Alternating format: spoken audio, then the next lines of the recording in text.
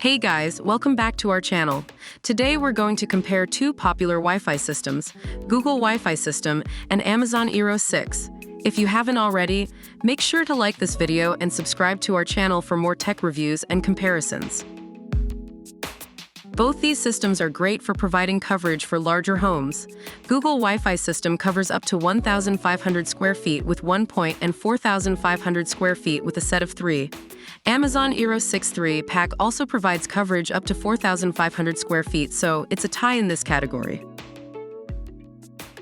Amazon eero 6 has better speed capabilities with support for Wi-Fi speeds up to 500 Mbps and Wi-Fi 6, which permits more than 75 connected devices, while Google Wi-Fi system doesn't mention any specific speed capabilities.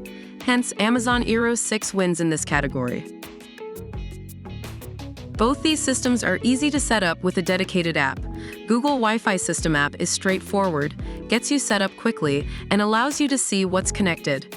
Amazon eero 6 app also walks you through setup and allows you to manage your network from anywhere with free customer support available 7 days a week. It's a draw in terms of ease of setup.